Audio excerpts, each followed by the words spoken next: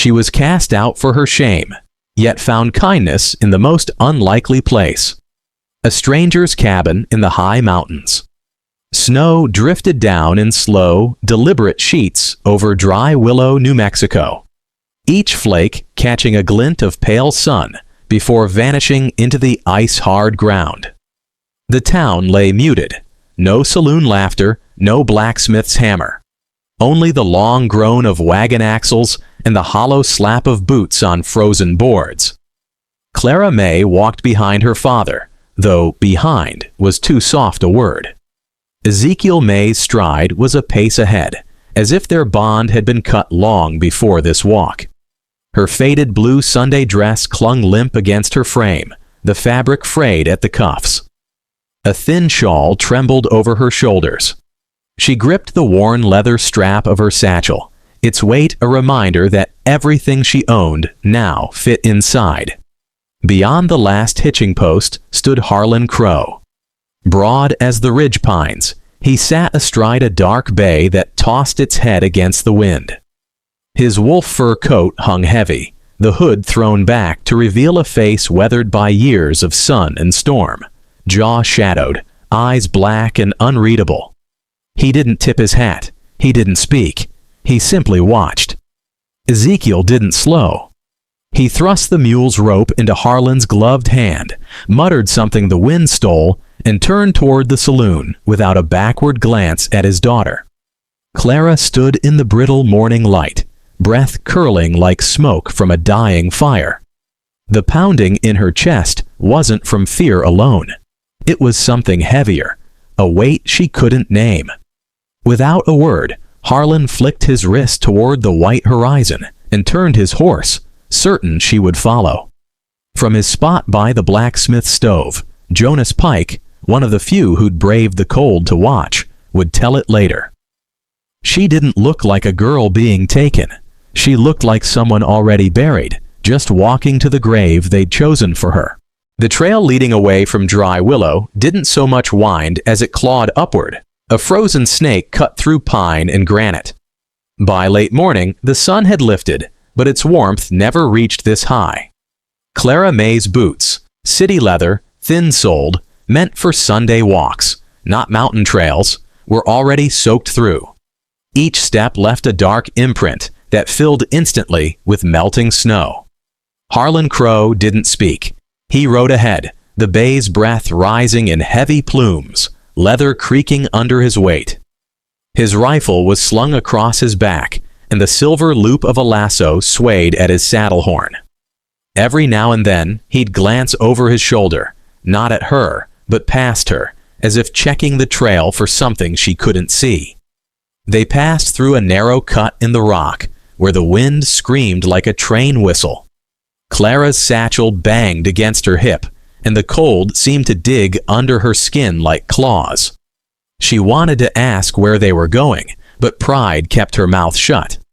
She'd already been led like freight once today. She wouldn't give him the satisfaction of hearing her beg for details.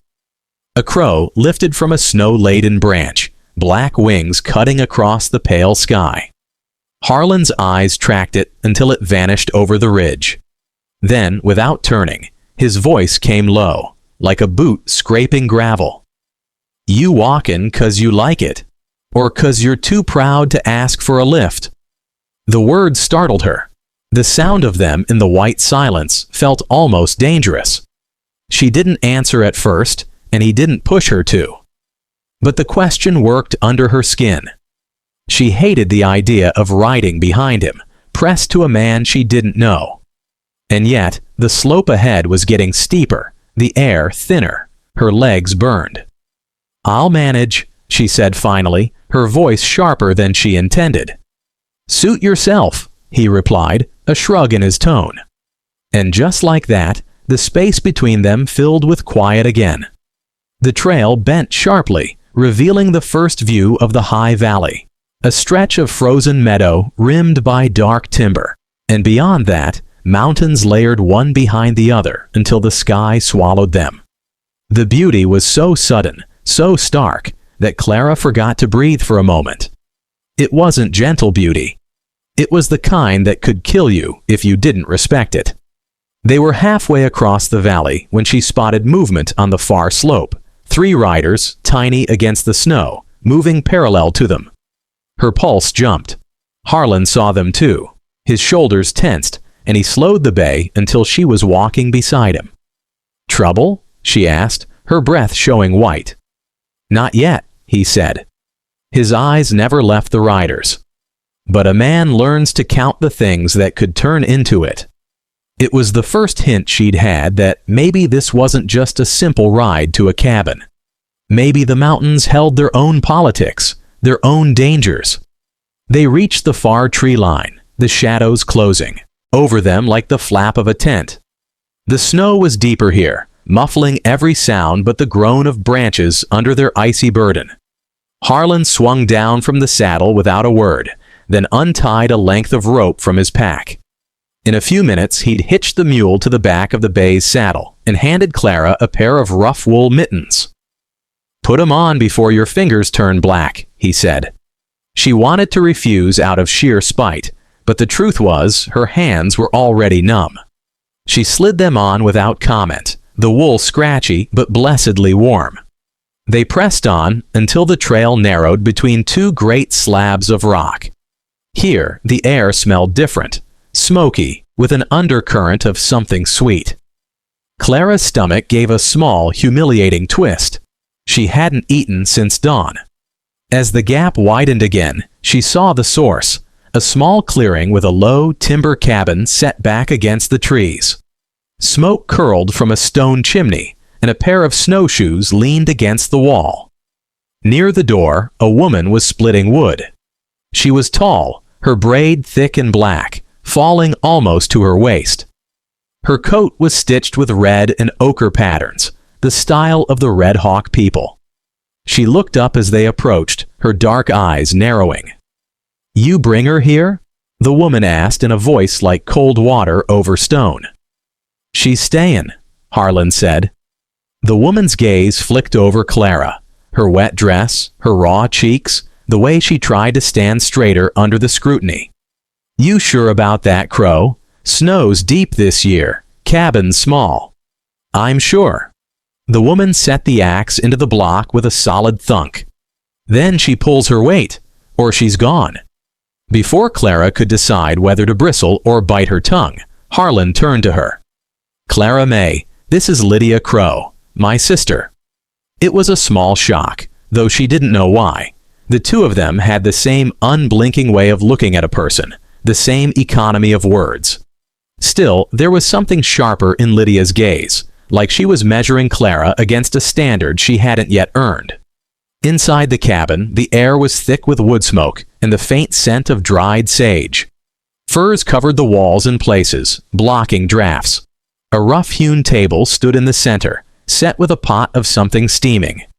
The smell made Clara's mouth water, but she held herself still as Harlan shrugged off his coat. Lydia ladled thick stew into wooden bowls, chunks of elk meat, potatoes, carrots, and a scatter of wild herbs.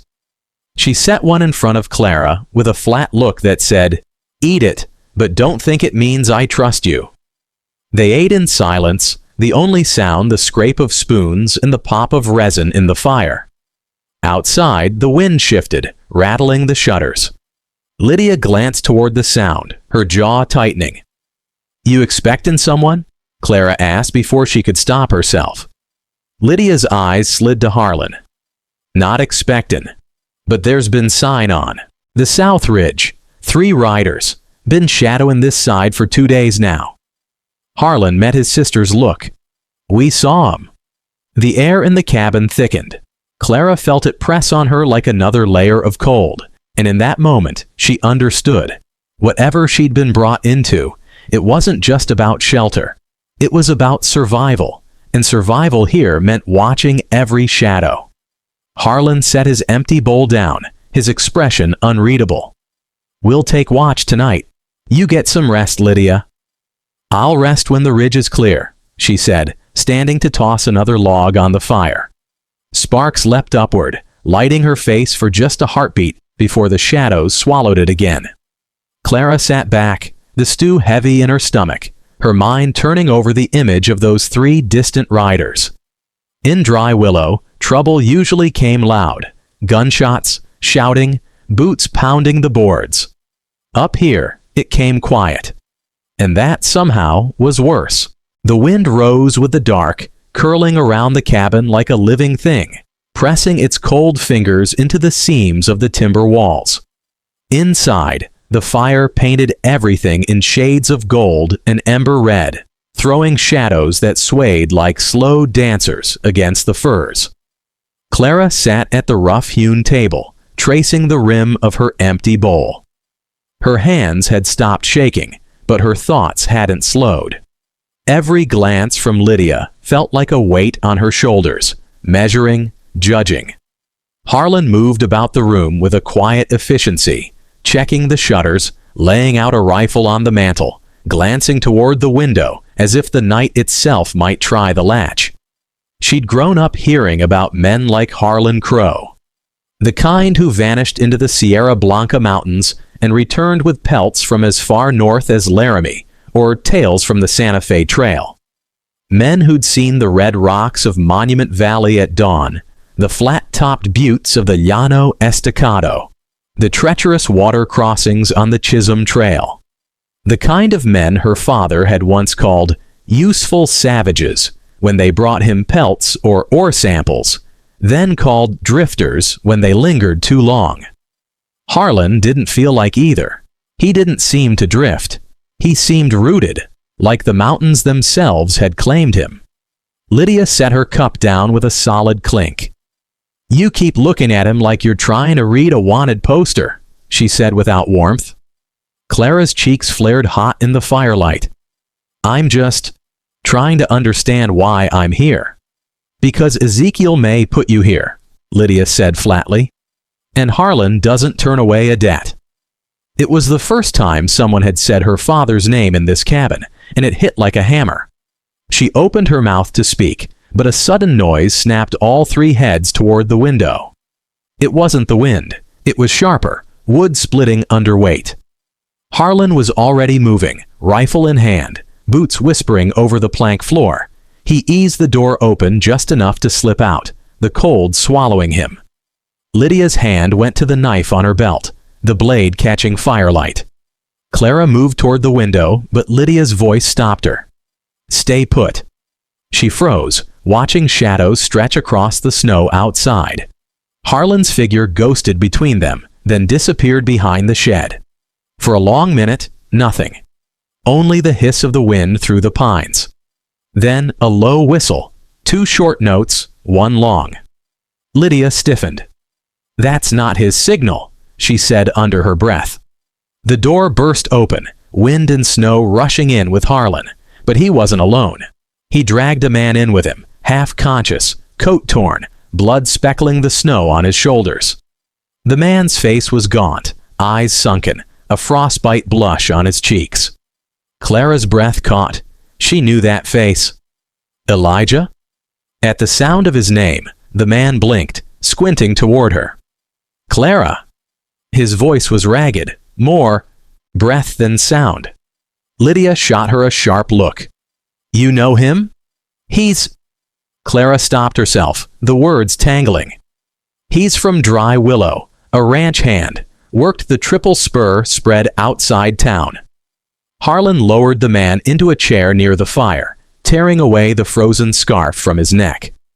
"He was laying out by the shed, would have been dead in another hour." Elijah coughed, the sound wet and painful. "They're comin'." The room went still. "Who?" Harlan's voice was low, steady. Elijah's eyes flicked between them, finding Clara last. "Ezekiel sold something he didn't own. Men from Tombstone, mean ones, think you got it." Clara's stomach turned. Tombstone. Even out here in New Mexico territory, everyone knew the name. The stories of the Earp brothers and the OK Corral had traveled farther than the trains. But the men who survived that town weren't the lawmen. They were the ones who played dirtier, hit harder. "They were heading this way," Elijah rasped. "Said they'd take back what's theirs, burn what's left, and anyone in it. Clara's mind reeled. Her father had left her here like baggage, and now he'd tied her to a fight she hadn't chosen. Lydia leaned close to Harlan, her voice tight. If that's true, they'll be here before week's end. Harlan's jaw worked slowly, his eyes on the fire. Then he said, "We'll be ready." They worked in silence for the next hour. Harlan tending to Elijah's frostbite, Lydia sharpening her knife, Clara pacing the narrow floorboards. Every so often she caught her reflection in the small, rippled window glass. The woman looking back wasn't the Clara May from Dry Willow. That girl had been softer, slower to speak. This one had sharp edges now, like the wind had carved them into her. And beneath it all, a thought she didn't want to admit. Part of her trusted Harlan. Not because he'd said anything to earn it, but because of how he moved.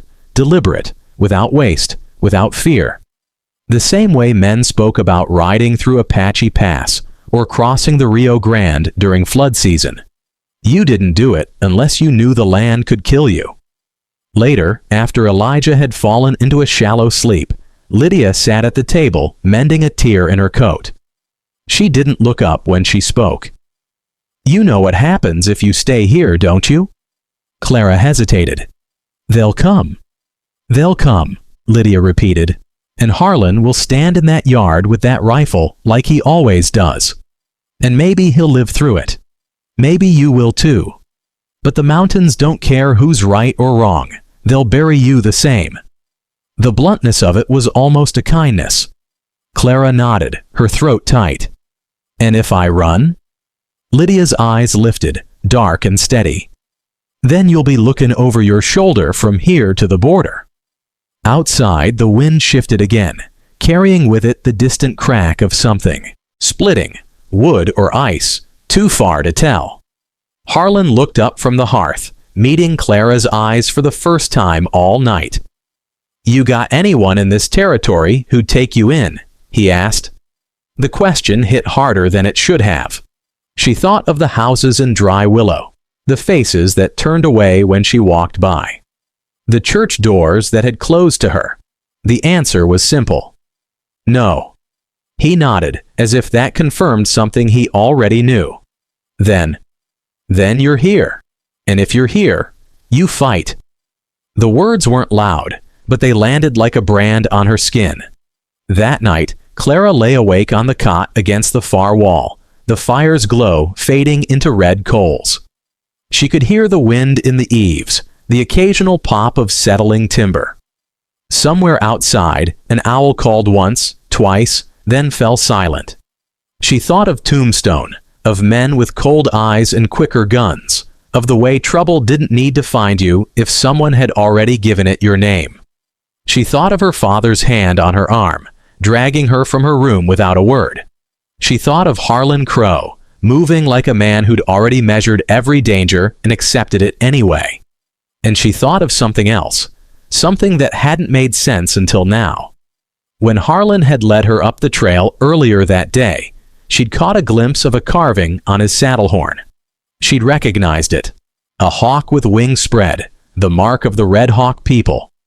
Her mother had once told her that mark only went on something important, something meant to last.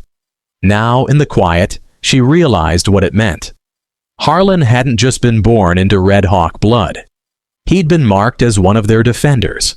And if the Red Hawk defended something, they didn't let it go. For the first time since she'd left Dry Willow, Clara felt a strange, dangerous flicker of hope. By dawn, the snow had stopped. The world outside the cabin was still, the air brittle and sharp. Smoke from the chimney rose straight into a sky the color of cold steel. Harlan stepped outside first, scanning the tree line. No movement, no sound but the crunch of his boots on the crusted snow. He turned toward the south ridge, his eyes narrowing. There, half buried near the base of a pine, was a piece of cloth, black, heavy, and trimmed with silver conchos. Not something a trapper or woodcutter would wear. He picked it up, turned it over in his hands. A brand had been burned into the leather strip along the collar. T.S. Tombstone Syndicate. He didn't bring it inside right away. Instead, he stood there for a long moment, the wind tugging at his coat, knowing that whatever fight was coming had already begun. And inside, Clara May woke to find Lydia already at the table, packing cartridges into a leather belt. "They're closer than you think," Lydia said without looking up. By mid-morning, the sky had turned the pale, bruised color that often meant more snow was coming. The air was still, too still, as if the forest were holding its breath. Harlan had posted himself outside, scanning the ridge with the kind of patience only mountain men and hunters possessed. Lydia was inside, sewing up a tear in Elijah's coat, the needle flashing in the dim light. Clara moved between the hearth and the table, restless, her fingers brushing over the stock of the pistol Lydia had handed her earlier. It felt heavy, not just in her hand, but in her mind. Elijah stirred on the cot, his eyes opening to slits. He pushed himself upright, wincing. "I need to get out of here," he muttered. "You can barely stand," Clara said. He shook his head. "You don't understand. If they find me here, they'll think I'm part of you. Part of whatever this is."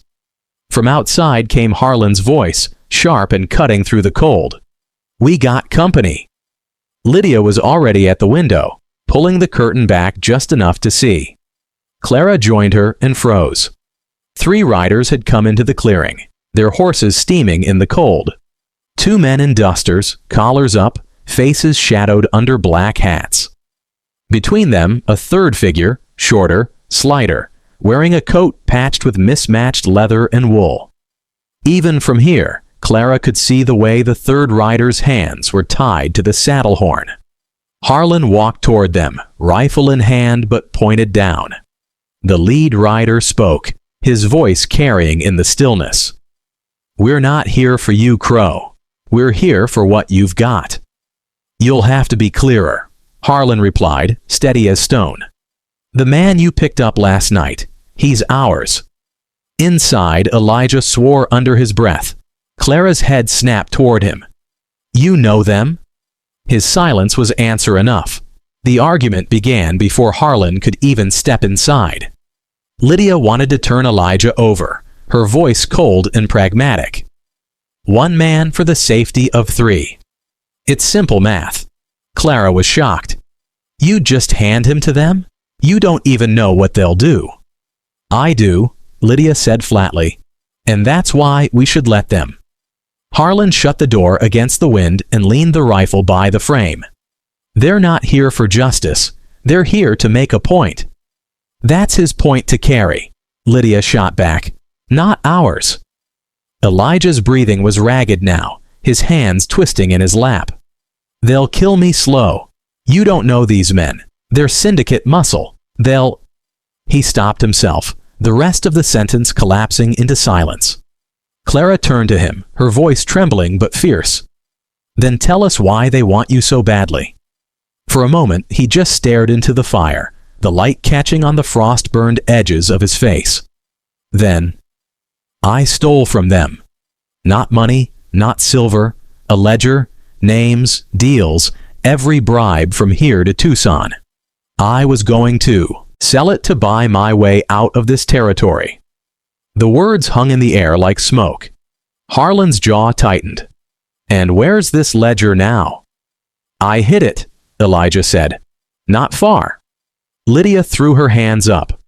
"So, we're all about to get burned because he's sitting on the one thing that could cripple a gang from Tombstone." The controversial edge came sharp and fast. Harlan suggested using the ledger as leverage. "If we get it, we can negotiate. Trade it for safe passage." Lydia rounded on him. "You can't negotiate with people who'd burn a cabin just to watch it fall. You know that. You taught me that." "Then what's your plan?" he asked, voice low but carrying heat. Her answer was ice. "Give them Elijah. Keep the ledger. Use it if they come back." Clara stepped in, heart pounding. "You can't. If you do that, you're no better than my father." The room went quiet, the comparison landing heavy.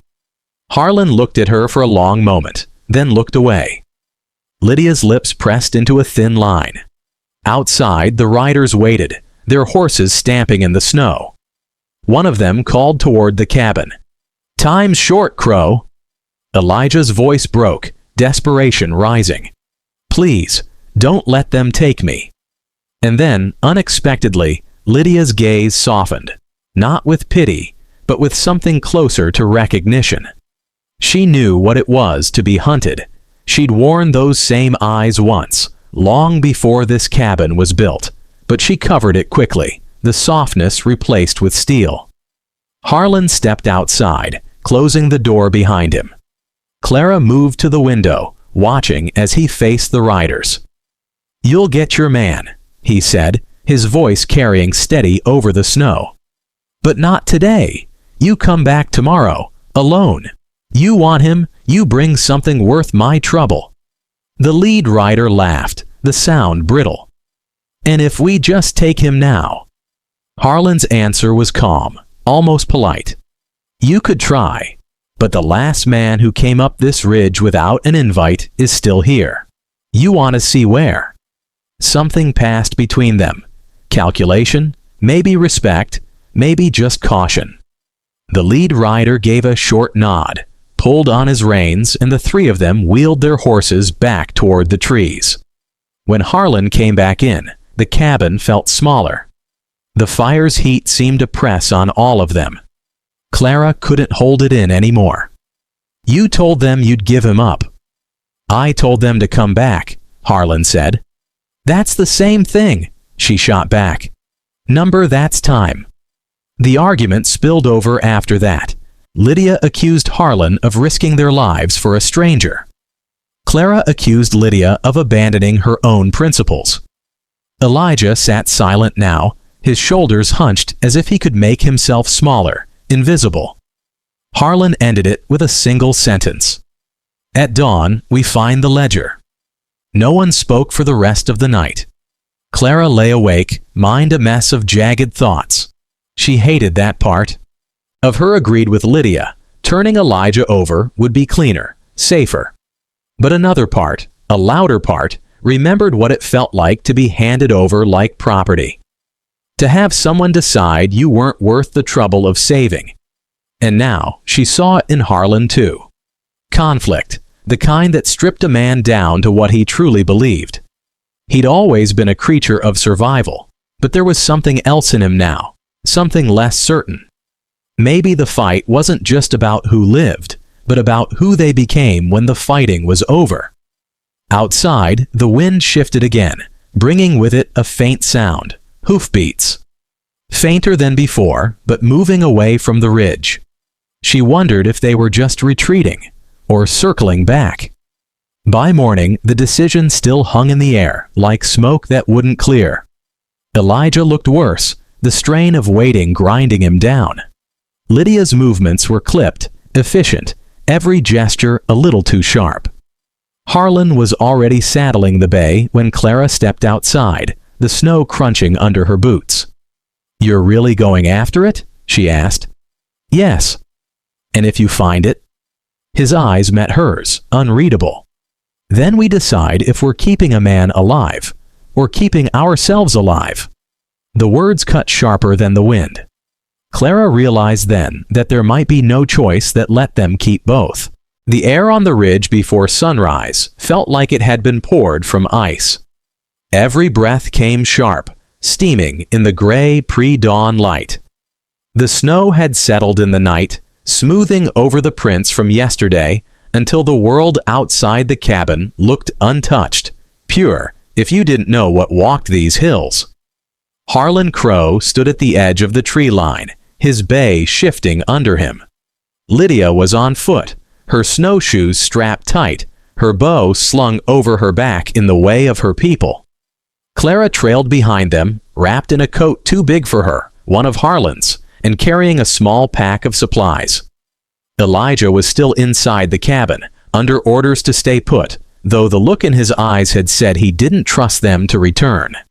They moved without words. The snow dampened every step, every creak of leather and rope.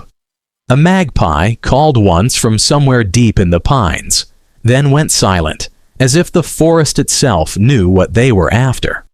They crossed the frozen creek at a narrow bend where the ice had built in jagged layers, the water beneath moving sluggishly. Clara had to hop from rock to rock, catching herself on Harlan's gloved hand once. She pulled back quickly, more out of pride than cold. Lydia broke the silence. "You know the ground between here and the old mining camp?" "I know enough," Harlan said. "Enough to keep us from walking into something we can't walk out of?" There was an edge in Lydia's voice, half challenge, half genuine question. "We'll see," he replied, which wasn't the reassurance Clara was hoping for. By mid-morning, they'd reached the first sign of the camp, an old telegraph pole leaning at an unnatural angle, its wires long since scavenged or broken by storms. The place had been abandoned for years, since the silver veins dried up, but its ruins still drew scavengers. The mine's main structure sat collapsed against the hillside. The roof caved in and the doorway half buried by snowdrifts. The rest of the camp was scattered across the slope. A few bunkhouses with broken windows, a tool shed, and the charred skeleton of what had once been a store. The wind made a low hum as it passed through the open frames, carrying the faint scent of pine pitch and something older, metal and dust. Harlan raised a hand, signaling them to stop. He pointed toward the far side of the camp, where a line of fresh tracks cut through the snow. Boots, 2 sets, heavy tread. Lydia knelt, brushing away the top layer with the back of her hand. "Not more than a day old," she said. Clara's pulse quickened. "Could be syndicate?" "Could be," Harlan said. "Could be trappers. Could be worse." They followed the tracks to the bunkhouse furthest from the road. The door hung crooked on its hinges, and someone had dragged a crate in front of it to block the wind. Harlan stepped up first, his rifle at the ready. He eased the crate aside and pushed the door open. The air inside was stale and close. Snow had blown in through the gaps, leaving white patches across the warped floorboards. Against the far wall, half buried under a torn tarp, was a wooden chest, its iron hardware rusted but intact. "That it?" Clara asked. Harlan didn't answer. He crossed the room and crouched, pulling the tarp back. The chest had been locked once, but the lock was gone, the clasp bent. He lifted the lid. Inside, wrapped in oilcloth, was a small leather-bound book. The edges were scuffed, the cover stained with something darker than age. When Harlan opened it, the pages inside were crowded with names, dates, and amounts. The handwriting was cramped, the ink uneven, written by someone who didn't want to be caught, but needed to remember every deal. "This is it," Harlan said quietly. That was when the floor groaned behind them. Clara spun, her hand tightening on the pistol in her coat pocket. A man stood in the doorway, backlit by the pale light outside. He was tall, with a beard gone to frost and a revolver hanging low on his hip. His eyes were pale gray, the kind that didn't blink much. "You got something of mine," he said. Lydia's bow came up in a heartbeat, the arrow nocked and ready. "Yours?" she asked. The man smiled without humor. "Ledger like that don't belong to just anyone. Belongs to the man who can keep it." "And that's you?" Harlan's voice was even, almost conversational. "It will be, once you hand it over." The tension in the bunkhouse was thick enough to feel in the air. Clara's mouth went dry. She'd never been this close to someone who might shoot without thinking. Then the man said something that pulled the air right out of her lungs. "Elijah sent me." The words crashed through her mind like ice water. She didn't understand at first, not until the man took a slow step forward, his boots crunching in the snow tracked across the floor. "He's been working for us a long time, running his mouth about the folks up on this ridge, making it easier when the time came. Ledger was supposed to be a clean handoff." The man tilted his head. Guess he got cold feet. Clara's stomach twisted. If this was true, then Elijah hadn't stumbled into their cabin by chance. He'd been leading trouble right to them. Lydia's eyes narrowed, the bowstring drawing back another inch. You're saying he's syndicate? I'm saying, the man replied, you're keeping a snake in your bed. Harlan didn't move for a long moment. Then he closed the ledger and slipped it into his coat. If that's true, then you've got a problem, because that snake is under my roof. The man's grin widened, but it didn't reach his eyes. You can keep him, for now. But that book's coming with me. Not today, Harlan said. There was a heartbeat of silence, then the man gave a small shrug, like he wasn't in a hurry. We'll see. He stepped back into the light, his boots leaving, fresh prints over the ones they'd followed. By the time Harlan reached the door, the man was already gone, swallowed by the snow and the trees. They didn't speak until they were halfway back down the trail. Clara's thoughts were a jumble, one question pounding over all the others. Had Elijah betrayed them from the start? Lydia seemed to read her mind. If that man was telling the truth, we've been fools. Or, Harlan said, he was lying to split us. Clara wanted to believe that. She wanted to believe Elijah wasn't capable of leading wolves to their door. But the look on his face when they returned to the cabin would tell her more than any ledger. When they stepped inside, Elijah was by the fire, his hands out to the heat. He looked up, eyes flicking from Harlan to the pack on his shoulder. You found it, he said. Harlan didn't answer. He set the pack on the table and took off his coat slowly, his gaze never leaving Elijah's face. Met a friend of yours at the camp. Something passed over Elijah's features. Too quick to name, but enough to make Clara's chest tighten. Tall man, Lydia added, gray eyes. Said you've been working for him. That's a lie, Elijah snapped. Too fast, too defensive. Is it? Clara asked, her voice low. Because it sounded like he knew exactly why you came up here. Elijah's jaw worked, but no words came. That silence was worse than any answer. That night the cabin was full of heat, but colder than it had ever been. No one trusted anyone else fully. The ledger sat in the center of the table, a mute, dangerous presence. Harlan said they'd decide what to do with it in the morning. Lydia stayed up late, sharpening her arrows. Clara lay awake, staring at the rafters, wondering if Elijah was awake too. And this is where I want to pull you, the listener, into the firelight with them for a second. If it were you, would you believe Elijah, or would you hand him over to the syndicate right now? Comment yes if you'd keep him, no if you'd turn him in. Because by dawn, someone in that cabin will have to make that choice, and it won't be clean. The sun was dropping toward the rim of the western hills, spilling gold over the snow like the land itself was holding its breath. Long shadows stretched across the clearing in front of the cabin. You could feel the weight of it in your bones, like the earth was leaning closer to hear what would be decided. Harlan Crow stood at the doorway, his rifle resting across his arm, but not raised. Beside him, Lydia adjusted the string on her bow, the carved antler tips glinting faintly. Clara stayed near the hearth inside, though her eyes never left the window. Across the clearing, the Red Hawk Council had gathered in a half circle, their ponies standing still, breath rising in steady clouds.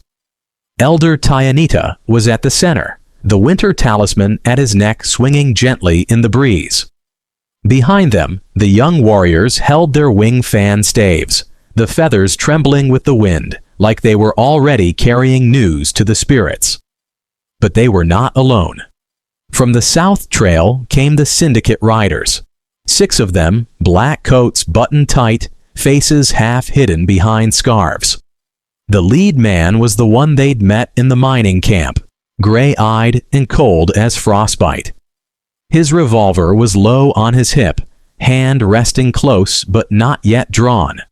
The 2 groups stopped a good 20 yards apart, leaving the cabin caught in the middle. Tyanita's voice carried across the snow, calm but firm. "We came for the ledger and the man named Elijah. This is not your fight, Harlan Crow, but it will be if you stand in our way." The syndicate leader spoke next, his tone like a blade drawn slow from a sheath. "That book's ours, and so is the man. He owes us same as he owes them. Question is, who gets paid first?" It was a standoff without bullets, yet. The air between them was the thinnest ice, ready to crack at one wrong step. Lydia took a step forward, her voice carrying the lilt of her people's cadence. "This ridge is not a place for your quarrels. The snow will bury you all the same." The gray-eyed man laughed once. "We're not here for poetry, girl. We're here for what's owed." From inside the cabin, Elijah's voice rang out, raw, desperate. "I'll go with the Red Hawks, just not them." Every head turned toward him. It wasn't the choice anyone expected. The syndicate leader's smile faded into a thin line. "That's not how it works, boy. You don't get to choose." Harlan stepped into the snow between the two sides. "Seems to me he just did." The Red Hawks murmured among themselves. Tyanita raised a hand for silence, his gaze locking on Harlan. "Why would you stand for him, Crow? You owe him nothing." Harlan's eyes narrowed, his voice low and steady. "Maybe not. But a man who's lost his way ain't always a man who's lost his worth. You take him, you give him a chance to stand before your council. They take him," he jerked his chin toward the syndicate, "and he's dead before the night's out." It was pure and sharp, the kind of stand that made men in the West famous. Or dead. Clara's chest tightened. This was the part of Harlan she'd only seen in flashes, the man who'd risk himself for someone else's shot at redemption. The syndicate leader stepped closer, boots crunching on the ice. "You're making a mistake, Crow. This ledger's not just a list of debts, it's leverage, and the man who controls leverage in these parts controls everything." Harlan's jaw worked. "Maybe, but tonight you're not getting either." The tension snapped like a whip. Two syndicate men dismounted, hands going to their guns. Lydia's bow came up in a blur, the arrow's head catching the sunset's light. The Red Hawk warriors shifted in unison, wing fan staves lowering in a signal only they understood. It was Elder Tyanita who broke the deadlock. "This is Red Hawk ground. By our law, you have until the sun touches the hill to leave without blood. Stay past that, and the snow will drink from both sides." The syndicate leader stared at him for a long moment, the cold settling in his eyes. Then he looked at Harlan. "This isn't over." He signaled his men, and they backed away, slow, deliberate, like wolves unwilling to give up the scent. When they were gone, the Red Hawk Council advanced. Lydia spoke with them quickly, words sharp and urgent. Finally, Tyanita nodded and turned to Harlan. "We will take him to the winter circle. He will speak before the fire, and the elders will decide. But," his eyes met Harlan's, "you will come too. You have made yourself part of this." Harlan gave a single nod. "Then I'll ride with him." The sun slid lower, painting the snow in blood-orange light. The Red Hawk warriors began to prepare for travel, untying extra mounts and checking the beadwork straps on their gear. Clara stepped outside, the cold biting her cheeks. She looked at Harlan, his breath rising in white streams. "You didn't have to do this," she said quietly. "Yeah," he replied. "I did." It wasn't just about Elijah anymore. It was about standing where a man should stand, even when the cost was high. About showing the West that there were still lines worth holding, still moments when a person could choose honor over safety. As the last edge of the sun touched the far hills, the riders moved out. Harlan, Lydia, Elijah, and the Red Hawks, their silhouettes framed against the fire in the sky. Behind them, the cabin stood silent, its smoke curling into the night like a promise that the ridge would remember what happened here long after the snow melted. And somewhere in the distance, unseen but certain, the syndicate was already planning their next move. The march to the winter circle began under a sky of hammered tin, the last stain of sunset gone, the first cold stars pricking through. The Red Hawk riders moved in a silent file, ponies careful on the crusted snow, breath streaming like pale banners. Harlan rode without a word, the ledger buttoned under his coat. Lydia walked at his knee, snowshoes whispering, bow slung, eyes raised to read the wind. Elijah kept to the middle, hat brim low, the firelight from their torches washing his face in quick, nervous amber. They came to a ring of stones on a low bench above the creek, a place the pine trunks opened and the sky dropped down close. Someone had been before them. The circle was swept clean, a tripod of willow waiting to cradle the council fire, a shallow clay bowl set with tobacco leaves and sage. Tyanita lifted his hand. The party stopped. No one spoke. It was the kind of quiet that had weight. The elder began with the old work. He cradled the bowl, breathed on the leaves, lifted a pinch to the east, south, west, north.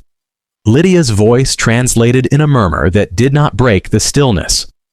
For truth that travels far. For courage that holds. For judgment that does not hurry.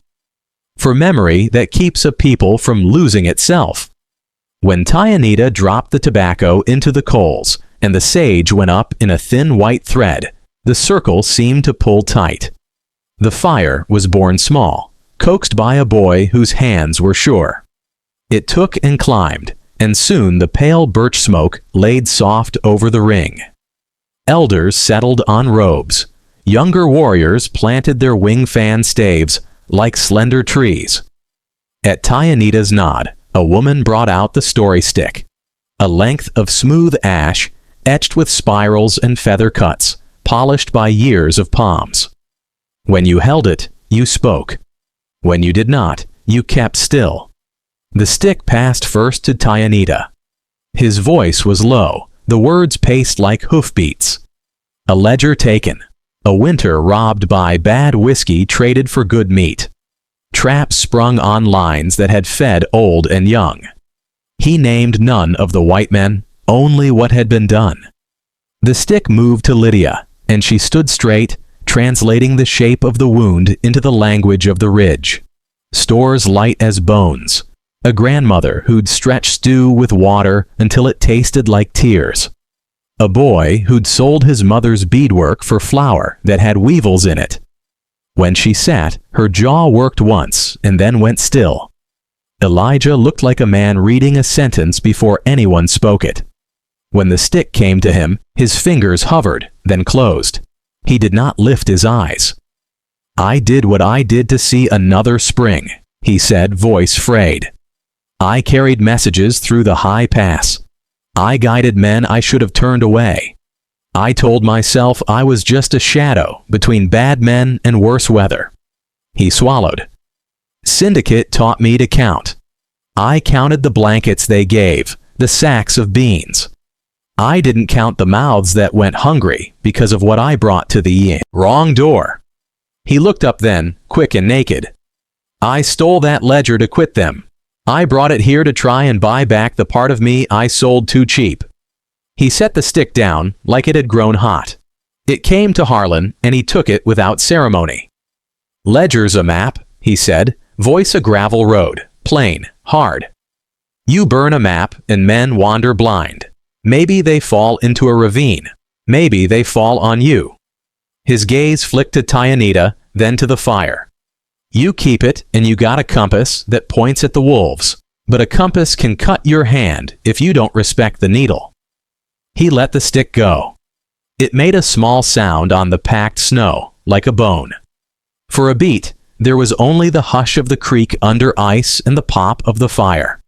Then Controversy walked into the circle, wearing no boots at all, only the shape of a choice too big for one set of hands. Tyanita's proposal came like a stone dropped in still water. The council would seize the ledger and burn it to ash. Here, now, ritual fire, prayers to carry the smoke to whatever listened.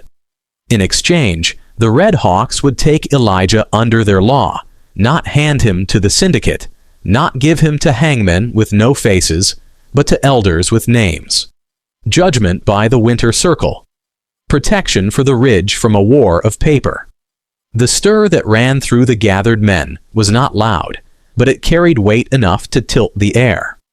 Harlan's eyes narrowed. Lydia's head came up, quick. Clara felt the earth shift under her boots, even though she stood outside the ring. Harlan spoke without the stick, and a young warrior hissed, but Tyanita lifted 2 fingers. Let him. You burn that book, Harlan said. You burn light. Folks in Dry Willow have been hiding behind smoke since the first pick bit rock. That ledger names hands that wear church gloves on Sunday and count blood money on Monday. If you send those names up with sage, you don't stop evil. You just make it harder to point at. A murmur, sharper this time. Lydia took the stick like a lifeline. He's right, she said, and the admission cost her. Let it burn later. Not tonight. That was when the small secret rose, quiet and sharp, from a place Lydia had kept shut. Her eyes found Harlan's first, then they went to Tyanita. My name is in that ledger, she said, voice even. Once.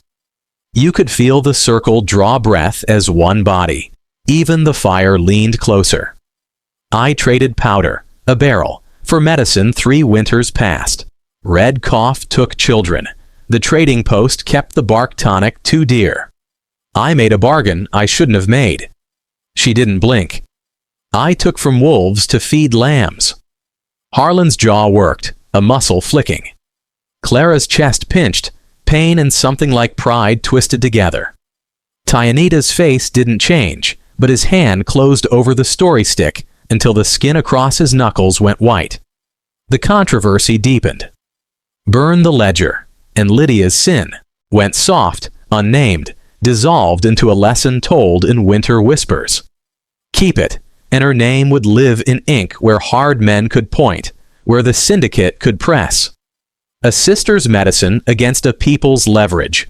A thin line wrapped around a heart.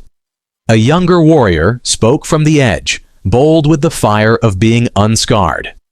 We burn it. We keep our own inside the lodge. Let white law sort white law. Another elder answered, voice like dry leaves. Paper is the only thing that ever got white law to hear a Red Hawk voice without a rifle crack behind it. The stick went back to Tyanita. He rose as if from deep water. The winter talisman on his chest caught the fire. Our law says we keep the circle true. Our law says we decide our own. Our law also says we do not walk blind when a lantern is at hand. His eyes went to Lydia and stayed. A debt confessed sits lighter than a debt denied. He turned to Harlan. You argue to keep a paper that names our hunger and names our shame. You argue for a dangerous light. Can you carry it without setting us on fire? Harlan held that gaze and didn't look away. I can carry it until the snow melts. I can put it in hands that won't sell it. He paused. Marshal Bram rides lower in the hills. He ain't clean as a prayer, but he ain't dirty as a lie. He's turned men before who needed turning. A ripple went through the Red Hawks at the marshal's name. Outsider law, even the best of it, didn't sit easy. The creek hissed under its ice like a kettle about to boil. Then the fire cracked, sent up a twist of sparks, and from the timber behind them a coyote yipped once, thin, far, as if the land itself had blinked. The second controversy arrived on that sound. A scout slid from the trees, breath smoking, hair iced over. He knelt by Tyanita, words too quick to catch. Lydia's face went pale again, then set hard. She translated in a whisper that seemed to cut the air. Syndicate is camped at the lower ford. 6 turn to 12. They've taken the narrow bend. At dawn, they will come up both draws. They mean to take Elijah from us or take blood instead. Dawn made a new edge on every choice. Burn the ledger and fight blind. Keep it and fight with a fuse in your pocket. Hand Elijah to Red Hawk Law and paint a target on the council.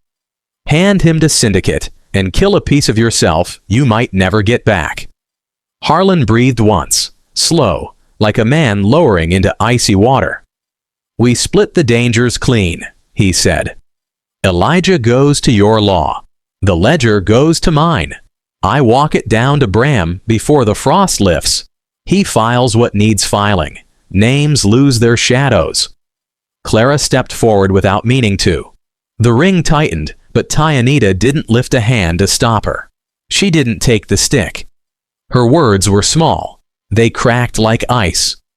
If you burn it, you burn the proof that did this to us. You leave me standing in some street with folks saying there was never any wolf at all. And if you give me that future after all this, I won't know how to live in it. The elder searched her face a long time. Then he looked past her at Lydia, and something in the sister's eyes, guilt, steel, love, made the old man's shoulders drop half an inch. He raised the talisman and spoke judgment. We will not burn the ledger tonight. A rustle, half protest, half relief. Elijah will go to the winter circle at dawn. He will speak. He will be judged. Harlan Crow will carry the paper down the mountain like a coal in his hand. If it burns him, that is the price. If it lights a lamp, that is the grace. A breath let go around the ring. Then the elder added the last cut. And Lydia Crow, having confessed, will pay a debt, not to white law, to us. 3 winters her bow for the widow's camp, her medicine to the fever lodge, no coin, just hands. Lydia dipped her chin once. Acceptance, not defeat. The small secret had not grown teeth, it had grown work. They broke the circle to make ready for a sleepless night. A few elders moved to lay down cedar boughs for the winter council's seating. Younger men ghosted into the trees to set watchers. Someone passed cups, thin soup, strong and salty, steam softening hard faces. The stars had thickened, the cold going from keen to absolute. The ridge felt like a bell that would be struck at dawn. Harlan and Tyanita stepped aside for a quiet that mattered. The elder set his palm on Harlan's forearm, the way a father does when his words come heavy. If you fall on the trail, leave the paper and keep the breath, he said. No name is worth a heart that still beats. Harlan's mouth twitched, almost a smile, almost a flinch. I've been hard to kill so far. That is not a plan, the old man said, and for the first time, Harlan's laugh came low and quick, a sound that didn't find air often. Clara stood a little apart, feeling too much. She watched Lydia tighten the laces of her snowshoes, with motions so exact they looked like prayer. She watched Elijah stare at the fire like he wanted to step into it and be remade in one clean pane. She watched Harlan check the flap where the ledger lay, pat twice, like a man counting beats. Somewhere behind them, Jonas Pike's voice, if he'd been there, might have said that nights like this made men taller or shorter forever. That dawn would test whatever the winter circle had decided in words. That the West did not write its stories in ink, but in the tracks you left and the blood you kept.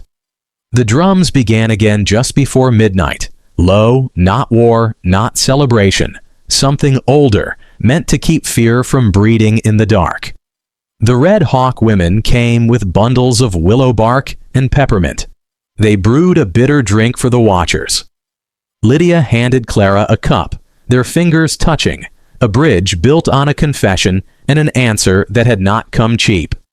When the drums fell silent, the ridge seemed to lean closer still. Snow crystals flashed dull under the starlight. The creek hummed under the hard lid of ice. The fire drew in and then up, alive as breath. Clara closed her eyes once and saw the day the mountain had taken her in. The mule's rope in her father's fist. Harlan's gloved hand flicking toward the horizon. A cabin door that had opened and then stayed open. She opened them again and saw a different door. The one Dawn would push through, bringing syndicate boots and the first true hinge of their lives. She found Harlan's shoulder in the dark and stood there, not touching, only within the small warmth he made. He did not turn. He did not need to. It was enough that both of them were pointed toward the line where black would break to gray. The ledger lay quiet against his ribs.